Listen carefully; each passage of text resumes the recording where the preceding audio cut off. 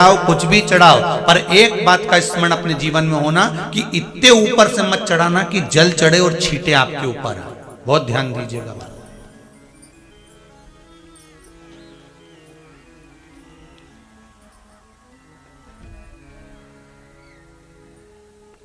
यहां तक वर्णन करा गया है कि शंकर जी का जल चढ़ा हुआ जहां से बहकर जाता है ना, उसको लांगा तक नहीं जाता। यहां लांगते हैं क्या? नहीं ना, परिक्रमा भी करेंगे तो वहीं से लौट कर वापस इधर जाएंगे। शिव जी का जहां से जल बहकर जा रहा हो, चढ़ा हुआ जल जहां से बहकर जा रहा हो, उसको लांगा तक नहीं जाता। और कई लोग बड़े बड़े आनंद में शंकर जी पे इतनी ऊपर से जल चढ़ाएंगे तो वो छींटे पूरे अपने ऊपर आना चाहिए, शरीर पर आना चाहिए। नहीं नहीं, उसका दोष है महाराज, उसका दोष है।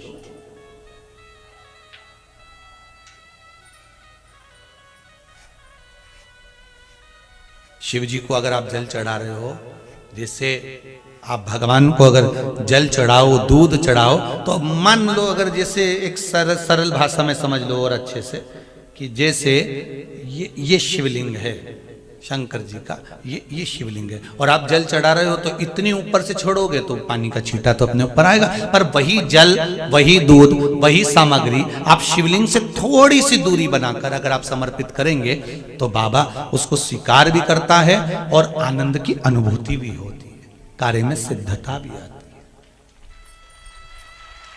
कार्य में उसकी सिद्धता भी होती है। अब तुम तो ऊपर से छोड़ रहे हो जिससे वो पानी तुम्हारे ऊपर ही आए, तो वो एक अलग प्रसंग है, वो एक अलग विषय।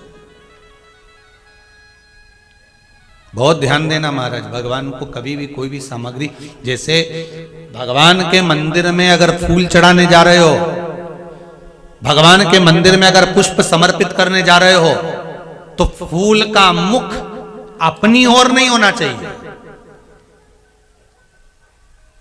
फूल का मुख कहां पर होना चाहिए? जम के बोलो जरा, भगवान की ओर। पर ईमानदारी से बोलना, आप मंदिर में भगवान के, आपके घर में भी फूल चढ़ाती होगी, आप अपने घर में भी भगवान को फूल चढ़ाती होगी, आप अपने मंदिर में फूल चढ़ाती होगी। ईमानदारी से बोलो, आपके फूल का मुख कहां रखती हो? बोलो बोलो जरा जम के, कहां रखती हो? आपकी ओर। भगवान को तो डंडी चुभने के लिए दे देती है, चुभती रहे। भगवान को डंडी तो आप चुभने के लिए दे देती हो, और फूल का जो मुख है वो अपनी ओर कर लेती हो। पर हमारे यहाँ शिव महापुराण की कथा कहती है, शंकर भगवान का संबोधन करता है, शिव महापुराण कहती है कि भगवान को आप ये पुष्प का जो भाग है वो शिव जी को दीजिए, वो शंकर को चढ़ाइए, डंडी का भाग अपनी ओर।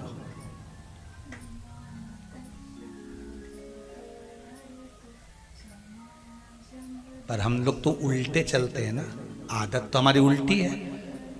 डंडी शंकर जी की ओर, फूल का मुंह हमारी, हमको अच्छा लगना चाहिए। भगवान के सामने ऐसा जमात होगी है, भगवान के सामने ऐसा जमात होगी। भगवान भी मन में सोचे वो डंडी गड़ रही है गुलाब की। बेलपत्र चढ़ाने का भी एक तरीका होता है, समझ में आता है? सीधा बेलपत्र और उल्टा बेलपत्र, समझ लेना, बहुत अच्छे से समझिएगा। शिव जी के सम्मुख में शंकर भगवान के शिवलिंग पर जब बेलपत्र चढ़ता है तो बेलपत्र का जो सीधा भाग होता है वो शिव जी के शिवलिंग पर होना चाहिए, उल्टा भाग ऊपर होना चाहिए। बहुत ध्यान से समझना हो। जब नंदीश्वर को बेलपत्र चढ़ाते हो, नंदी जो बाहर होता है उसको बेलपत्र चढ़ाते हो, तो नंदी को दो जगह बेलपत्र चढ़ती है, आपको ध्यान में होगा। पहली बेलपत्र नंदी को जब चढ़ती है तो नंदी के सामने चढ़ती है, तो उसका बेलपत्री का जो डंडी का मुख है वो नंदी की ओर होता है, और बेलपत्री की पत्ती का मुख शंकर जी की ओर होता है। समझ में आ रहा है सबको?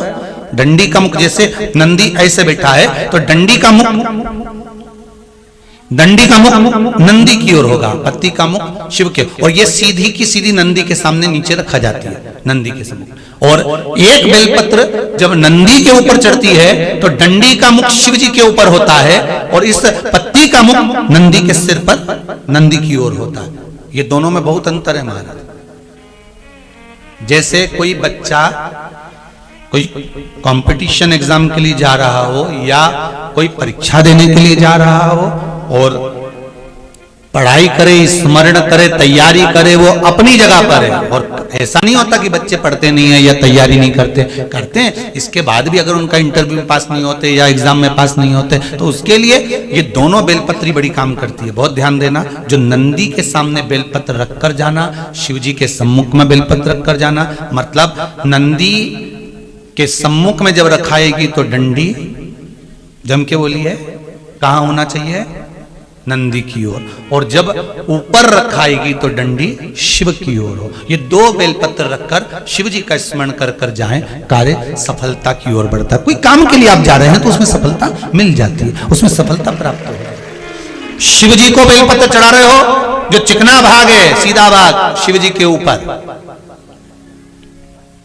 शंकर भगवान के ऊपर। थाली में अगर शिवलिंग का निर्माण कर रहे हो, पार्थिव शिवलिंग का निर्माण कर रहे हो, तो थाली में जब बेलपत्र रखोगे तो सीधी रखोगे, फिर उसके ऊपर शिवलिंग का निर्माण करो। अगर आप निर्माण करते हैं पार्थिव शिवलिंग का और बनाते हैं, को किसी भी फैक्ट्री या दुकान में हनुमान जी के छोटे भाई गतिमान के नाम से अगर एक बिंदी भी सिंदूर की रख दी जाती है तो वो दुकान और फैक्ट्री भी झड़के से चलना प्रारंभ हो जाती है। गतिमान हनुमान जी के छोटे भाई। क्रोध करने वाला व्यक्ति दूसरे के चक्कर में खुद को क्रोध करता है, दूसरा व्यक्ति इसका मजा लेता है और स्वयं क्रोध में, गुस्से में अपना काम बिगाड़ बैठता है। दूसरा व्यक्ति इसका मजा ले रहा है। क्यों करना क्रोध? क्या करोगे क्रोध कर कर?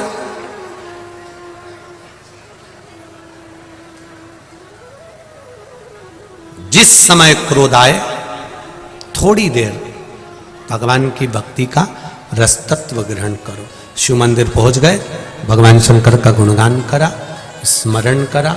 कभी कभी हम हमेशा कहते रहे हैं, आज फिर कह रहे हैं, कभी मौका मिल जाए, घर में अगर ज्यादा क्रोध हो रहा हो, चिड़चिड़ प्रवृत्ति हो रही हो, क्लेश ज्यादा हो रहा हो, तो एक बेलपत्र लो, इस बेलपत्र को शंकर भगवान के शिवलिंग पर चढ़ा दो, 5 जगह पर जल चढ़ाना प्रारंभ कर दो। जैसे ये शिवलिंग है, ये जलाधारी है, जलाधारी के बीच में अशोक सुंदरी है, राइट में गणेश, लेफ्ट में कार्तिकेय हैं। जहां पर शिवलिंग रखा हुआ है वो पार्वती जी का स्थान है। ये शिवलिंग ऊपर से जो बूंद बूंद पानी जलाधारी से टपक रहा है वो शंकर भगवान की 5 लड़कियां हैं, जया, विषहरा, शामरीवारी, दौतली, देव। 5 जगह पर जल चढ़ाना प्रारंभ कर दो। अगर ज्यादा घर में क्लेश हो रहा है, गुस्सा आ रहा है, सब चिड़चिड़ कर रहे हैं, एक बेलपत्री चढ़ाओ, जल भर कर ले गए शिव जी के मंदिर। पहले अशोक सुंदरी पर चढ़ाइए, फिर गणेश जी पर चढ़ाइए, कार्तिकेय पर चढ़ाइए, इसके बाद में जलाधारी पर चढ़ाइए, फिर जल शिव जी पर चढ़ा दो अपने मन का भाव रखकर। 5 मिनट बैठ गए, शिव मंदिर में शंकर भगवान के शिवलिंग का स्पर्श करा, स्पर्श कर कर वही हाथ को लेकर अपने घर पर आ गए। दिल्ली में प्रवेश करते हुए कहीं हाथ लगा भी दिया, क्योंकि ये तो बल है मेरे शिव का, आप अंदर प्रवेश कर जाओ। ज्यादा से ज्यादा 8 से 9 मिनट लगता है। घर में कितना भी क्लेश चल रहा होता है, अपने आप 9 मिनट 10 मिनट के अंदर शांत हो जाता है। क्रोध की शांति भी मेरा शिव है।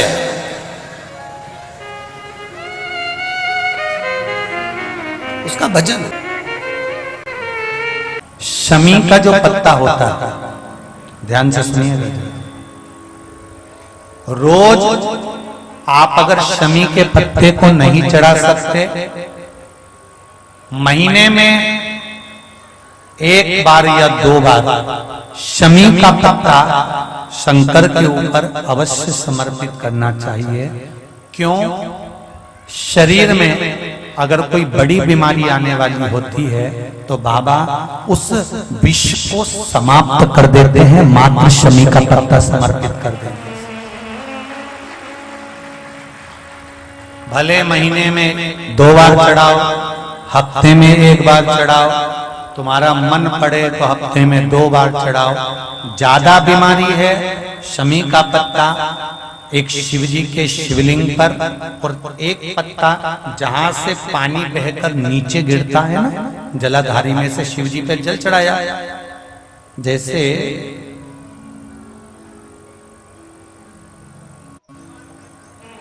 ये शिवलिंग, इस पर जल चढ़ाया तो ये पानी बहकर नीचे आता है, तो जहां गिरता है एक पत्ता शिवलिंग के ऊपर और एक पत्ता जहां से जल नीचे गिरता है वहां। अगर ज्यादा बीमारी है और ऐसा लग रहा है कि डॉक्टर कह रहे हैं कि तबीयत ज्यादा खराब हो सकती है, जांचे जाएगी, ये होगा वो होगा, तो एक पत्ता शमी का ऊपर, एक पत्ता जलधारी जो बहकर नीचे आती है पर चढ़ाना। शमी का पत्र रोग मुक्ति के लिए जब चढ़ाया जाता है तो भगवान शंकर का अवधूतेश्वर महादेव का नाम लेकर चढ़ाया जाता है। कौन सा महादेव? जम के बोलो जरा। अवधूतेश्वर महादेव का नाम लेकर चढ़ाया जाता है।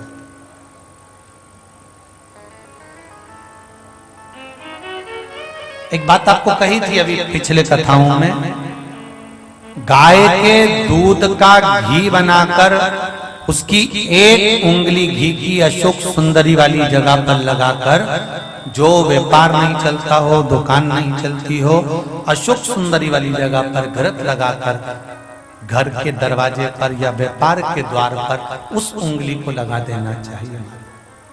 घृत पर होना गाय के घी का। गौरी देवी मंदिर में दर्शन करने के लिए गए, उन्होंने हनुमान जी का सिंदूर लिया, तुम्हारे मस्तक पर लगा दिया।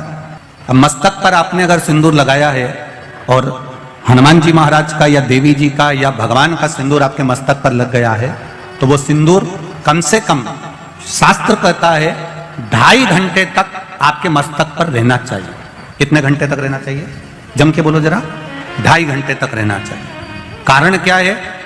भगवान के चरण का अगर कोई कुंकू या सिंदूर हमारे मस्तक पर लगाया गया है, वो 2.5 घंटे तक रहे। उसके बाद उस सिंदूर को किसी नैपकिन, कपड़ा या अन्य चीज से पोंछ देते हैं। पोंछने के बाद वो गलत जगह पर टंग जाता है, लोग उसका गलत हाथ का प्रयोग कर लेते हैं। वो जितनी जगह गलत जगह जाता है उतना दोष हमको लगते चले जाता है। इसलिए उस सिंदूर का क्रम है कि कोई पुष्प है, उस पुष्प से उस सिंदूर को लगा लिया जाता है, कोई पत्ती है उससे सिंदूर को लगा लिया जाता है, उस पुष्प को। फिर विसर्जन में, अगर विसर्जन में नहीं रख सकते तो अपने घर में जो गमला होता है जिसमें पौधा लगा होता है, उस पौधे में उसको डाल दिया जाता है, जिससे वो सिंदूर उसमें मिल जाए और हमारे घर में सदा रहे। पर हमने कोई टाविल, होटल में ठहरे तो होटल के टाविल से पोंछ दिया, कहीं ठहरे थे तो दीवार से पोंछ दिया, कहीं लगा दिया, उसका दोष है। यही गलती है हमारी। हम मंदिर में जाकर क्या करते हैं?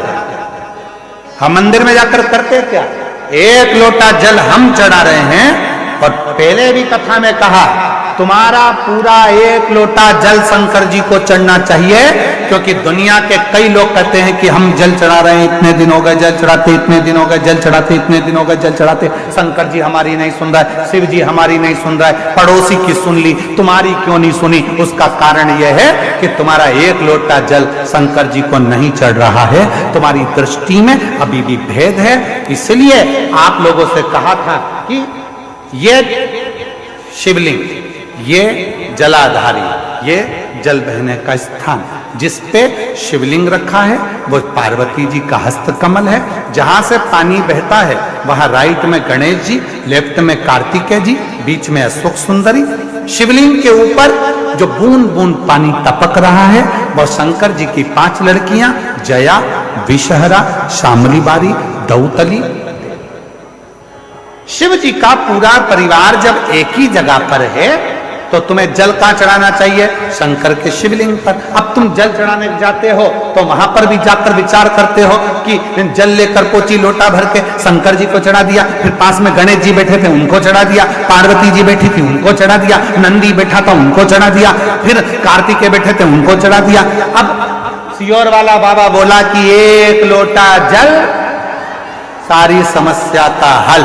ईमानदारी से बोलो, शंकर को पूरा एक लोटा चढ़ाइए कब?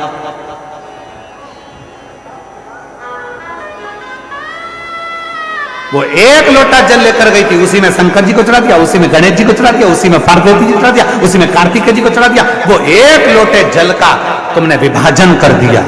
इसलिए शंकर जी भी कह रहे हैं कि तेरी दृष्टि में अभी भी सब देवता अलग अलग हैं।